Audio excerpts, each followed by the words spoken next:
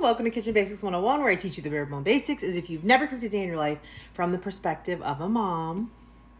As I promised, we're going to do a less stir risotto.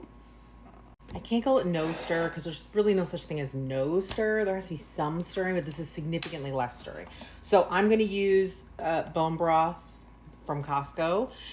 You want to heat it up first. This is 4 cups. We're going to use a total of 5 cups, but I'm going to heat up 4 cups first. And I'm going to put it in before I put it in the oven. So you're going to heat your oven up to 350 degrees. You're going to get your 4 cups of chicken broth, chicken stock. Yes, this can be vegetable stock if you're going vegetarian with this or vegan with this. You could totally do vegetable stock instead of. Now this is going to be a riff on 𝐼𝐼𝐼𝐼's method. So I've got a couple of tablespoons of butter here melting in my pan. And then I'm going to add in my frozen garlic, which I've shown you guys that I make. I basically just grind up some garlic and freeze it in the freezer so that it's already pre-portioned and ready to use whenever I want to use it. And I would say that's equivalent to like maybe 4 or 5 cloves of garlic that's grated up. And I put quite a bit of butter in here. And then I'm going to just give my risotto, my rice, my arborio rice, just a little bit of a toast in a second. As soon as I get the garlic, just fragrance. So I'm just going to saute the garlic for a minute or two. If it turns really dark, then you've gone too far. So you don't want that. We just want it to really have a potent smell and maybe get a teeny tiny bit of color, but that's it. Okay, now I added 1.5 cups of the arborio rice. It's important that you use this rice as a short grain rice, and it's going to release its starches, which is what you need for a good risotto because you want it to be creamy. So we're going to give this a little stir and a little toast. Like I said, this is a riff on 𝐼𝐼𝐼's less stir risotto, but it's also a little bit mine because I like to toast the rice before we start. Okay, once it's all toasted, we're going to take our already warmed 4 cups chicken broth, veggie broth, whatever broth you've got. We're going to pour that over. Then I'm going to give it one little just stir to get all of my rice and garlic off of the edges. And if there's anything stuck on the bottom of the pan. Okay, then I'm going to put a lid on. Nice heavy lid, heavy pot. That's going to go into a 350 degree oven for 45 minutes. Okay, while we're waiting for the risotto in the oven, I'm going to start prepping the rest of my ingredients. You don't have to do this if you don't want to. You can buy already grated Parmesan. I personally prefer it to grate it myself, and now I have a rotary grater, and so it's really quick and easy. So you need about 1 cup of Parmesan cheese, or if you're like me, you need like 1 cup and then all of it that you're going to put on your own serving.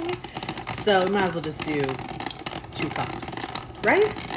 So this makes quick work of it, which I love. It's one of my favorite kitchen tools. And also, like, if I grate this and it's too much, then I just store it in the fridge and use it on the leftover risotto that I'm going to eat. I know there's going to be leftovers. The video before this, I also roasted my butternut squash, so it's ready to put in. My Parmesan cheese is ready. I have a little over 1/2 cup of white wine ready. I'm using Pinot Grigio.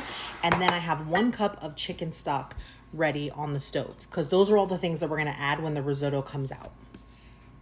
Okay, I know I said white wine, but then I remembered that I used white wine last time and I didn't show you guys an alternative. So today we're going to use sparkling apple cider. So apple juice, fancy apple juice. It's going to be, a touch sweeter than wine, but you have to look at the whole thing. It's a huge pot of risotto, and we're going to put like 1/2 cup of apple juice. It's not going to be some life-changing thing. I'm going to put slightly more than 1/2 cup. Okay, it's out of the oven, and it's basically like cooked through, but we need to make it into risotto. Right now, it's just a garlicky, buttery rice, right? So we're going to put that extra cup of broth, and we're going to put our wine, apple juice, or more broth if you don't want to use either of those things, or that acid could be lemon juice. But for us, we're going to use apple juice today, and about 1 cup of Parmesan cheese. Now, you haven't stirred up into this point, but now you're going to vigorously stir nonstop for 2 minutes. So let's set the timer, 2 minutes, and you're going to vigorously nonstop stir to break up those starches for the next 2 minutes.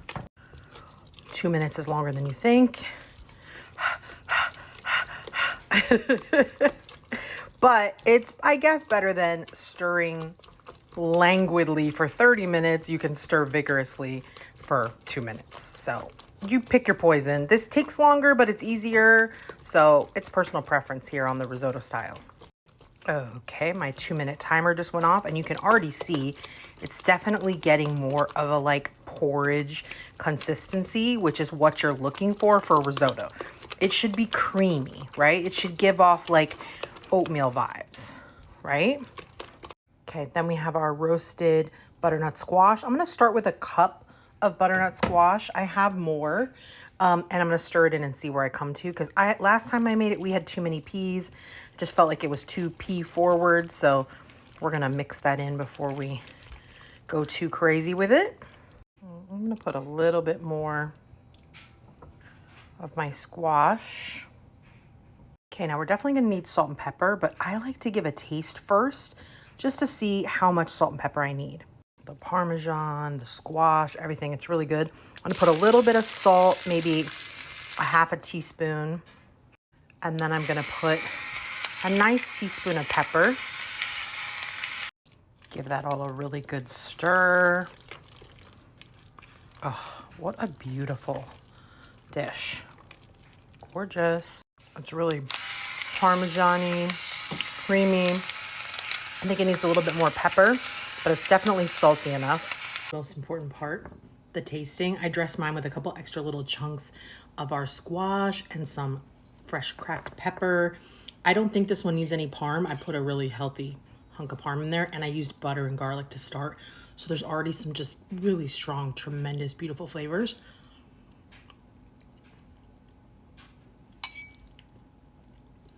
Hearty, salty, savory, just a touch of sweetness, not overly sweet. That apple juice did not add like a ton of sweetness at all. Beautifully balanced. Don't need the wine, don't miss it. Love starting with the butter instead of the olive oil. So good. Do I think this method is easier? Yes and no. Like, it takes longer to put it in the oven for 45 minutes, but it's like less laborious than stir, stir, stir, stir, stir, stir, stir.